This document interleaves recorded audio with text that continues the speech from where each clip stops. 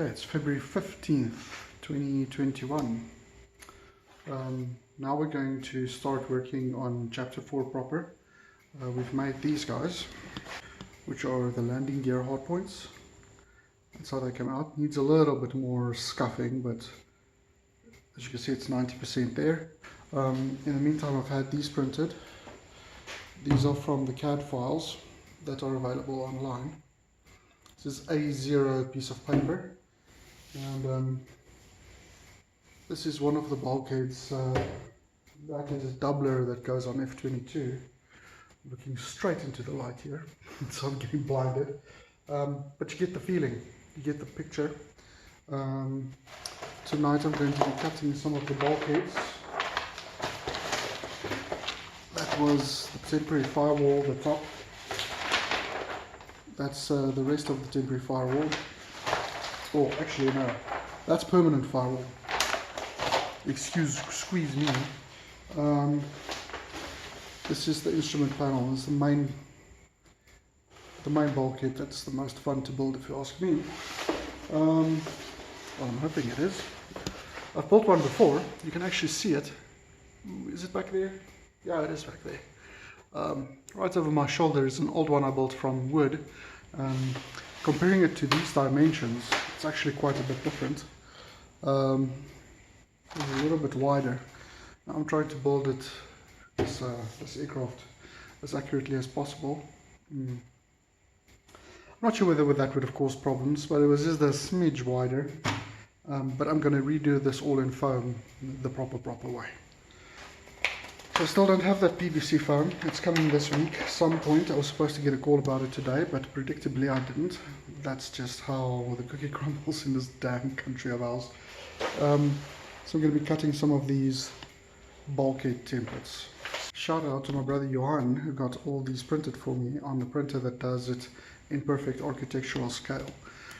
For reference, those, you can see some of the wing templates there on my plywood. They ended up being not incorrect scale, so I'm going to have to redo them. That was from the plans. My plans are completely ruined at this point. I've had them for 10 years plus, and the paper has completely expanded and contracted and warped, and nothing is the shape it needs to be anymore. They are very useful for reference at this point. Where do the parts go? How does everything go together? But as a reference for scale, they're completely useless. As I said, that instrument panel was already the wrong size, and that's when I originally got the plans. And I can see off of these fresh prints that I've made, fresh prints that I've made 100% sure are accurate. These are different. So paper, don't use paper just for scaling things. This is paper, but it's freshly printed. It's hot off the presses, and as I say, I've made sure the dimensions are right. So if we go look at the plans, these are the parts of the airplane we're building as the bulkheads. We've got this guy in here, which is the furthermost forward bulkhead, and that supports a part of the weight of the canard. You have that little sliver of a bulkhead in there, in the nose. That supports, as far as I know, I'm stand under correction, the rest of the weight of the canard. So the canard is flying, so it's pulling up, and it's pulling the nose, and a lot of the weight of the airport, I understand about 20% of the weight of the airplane, is supported by these two pieces. Okay, then we're going to make that's the instrument panel I was just showing, and then this huge one back here, that's the front seat back, the back of the front seat. So you sit in a reclined position in this airplane, so you can see it's angled back. Then there's these two guys.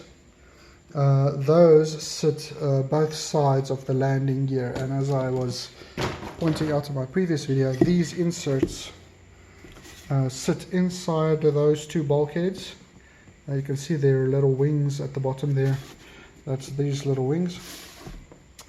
And the landing gear then goes between those two bulkheads, and a bolt goes through the whole lot of it all the way through. The last bulkhead at the back there is the firewall. The firewall is basically that. It separates where all the fiery bits are, in other words, engine, combustion, all that kind of stuff from the rest of the cabin. There's some fireproofing that gets done at the firewall that only comes later. But in the meantime, we're making this bulkhead, and the engine attaches to it. So once again, its strength is quite critical. Okay, so that's how the first phase of this build goes. We're going to make all these bulkheads, and then we're going to make the sides, and then we're going to basically glue it all together with more fiberglass and more epoxy.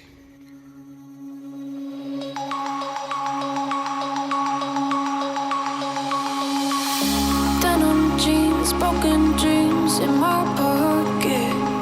Golden thing round my neck like a locket. Carve your name in my mind, 'cause you caught it. You caught it. These parts look simultaneously huge and small. They look massive on a piece of paper, but when you see them in real life, you realize that the cozy is quite cozy. Under the mezzanine, just so that I could show you you're golden. Yeah, you're golden. You're golden. Yeah, you're golden. Golden. Yeah.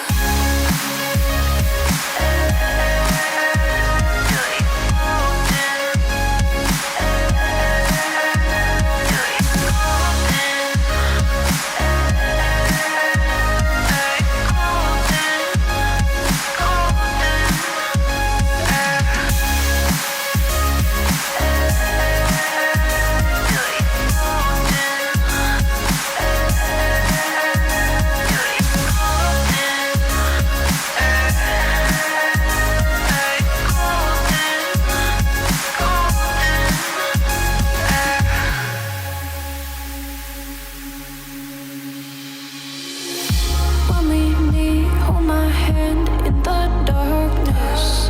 Summer heat, bodies laid on the carpet. Eye to eye, glistening, no, I saw it. I saw it. You're golden, golden, honestly you know it.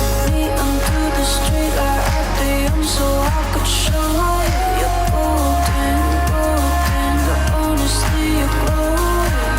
Me under the mezzanine just so that I could show you. You're golden. Yeah, you're golden. You're golden. Yeah, you're golden. Golden. You're golden. Yeah, you're golden. You know it. Yeah, you're golden. Golden.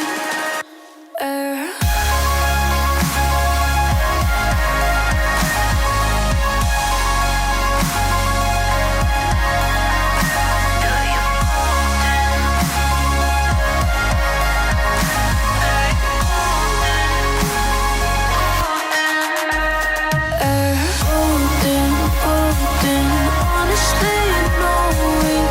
Me under the street or at the end so I could show you. Golden, golden, honestly you know it.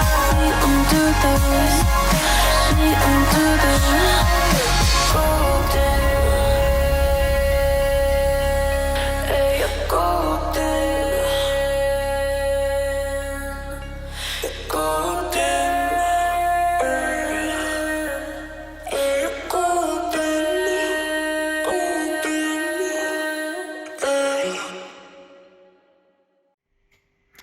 It's the 18th of February 2021. I've been feeling under the weather today, so I haven't been building, but I got my PVC foam. That's two boxes. That's the top box. Underneath that is another box with all the the bulk of the foam, let's say the H45, and we're ready to build. These small, I put small in quotes, sheets of H250 that's on the top here is for the replacing the Clark foam / Elasto foam. Looked at the physical properties, and it exceeds Elasto foam in every metric for the same weight, except for I think compressive strength is slightly lower, very very slightly lower. Look, most people cut that instrument panel out anyway. I'm not sure what else is made out of it, but I'll be sure to have a look. If I'm concerned about it at all, I'll replace some of that with plywood, but we'll see. So, no excuse now. What's really mind-bending to think about is that those couple of sheets plus, like I said, underneath them is another, let's say, 7 sheets of about that size, of that green, that light green size. 7 sheets plus 1, I think, plus that that foam back there is the entire fuselage, essentially the whole plane except for the wings and the winglets. That's mind-blowing to see it all lying there looking not so big. Now the American sheets tend to come in sheets about half that size. From all the measurements on the plans, everything's half. So I bought, in most cases, half the number of sheets because our sheets are enormous. They're really big. But okay, so we're good to go. Let's go.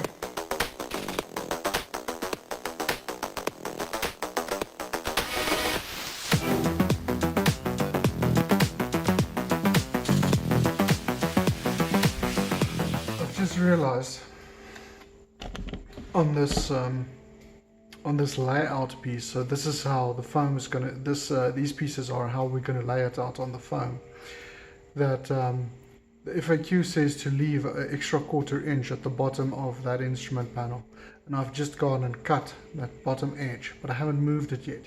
So what I'm going to do is I'm going to box tape the back side of that, bring that edge down a 1/4 inch, and then recut it again. So future builders, remember to leave extra 1/4 inch there because some people have problems in the fuselage assembly.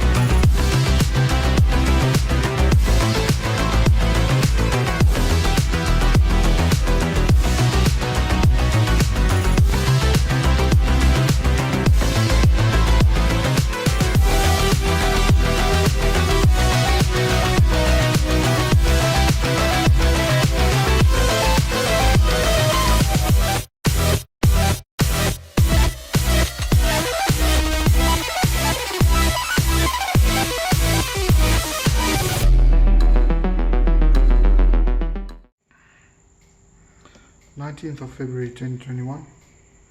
I'm doing some foam layout. I've got a time lapse of what I've been doing, but what I'm finding is that the sheets I've got are wider than what the plans were made for. By wider I mean in this dimension. They're wider. If you mind my lack of coordination. So what I found is that I have enough space for the instrument panel top there, instrument panel bottom there, and those two as per, well, and that one as per plans. But that's where the plans would have already had 2 thin sheets I've still got a little bit of space there. So what I'm going to do is I'm going to use every little centimeter I have here. I was bargaining on using 2 of these sheets, but it looks like I'm only going to use 1 1/3, because this is like half of what my other sheet would have been. And I'm going to be left with quite a bit of extra of this. Similarly, I've gone one further than Nat did. Nat had those, this is difficult, those little pieces there on a completely different sheet, and this to the side of the, over there, to the side of the instrument panel top, together with the other ones. So I'm squeezing this in here too.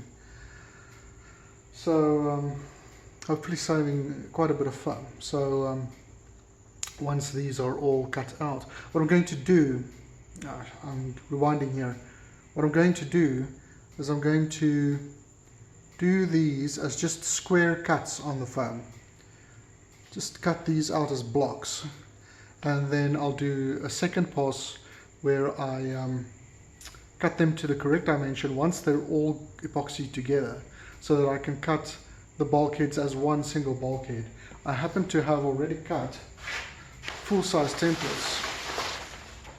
So okay, there's a full-size instrument panel template. So yeah, what I can do to keep the accuracy up is to do these piecewise things as the plans say. By the way, these come from the CAD files. The CAD files is a whole extra section where it's got these pre-separated from the main bulkheads, so that you can just cut them out and lay them on your foam and get the foam layout that the plan specifies. But so really handy, and they were not even that much work to cut out. It took me maybe an hour, but now I can lay all this out, determine what my boundaries are, cut, epoxy everything together, and then put the full size templates on top of those now assembled pieces of foam, and draw everything as one nice, I like that. That's going to give me optimum accuracy.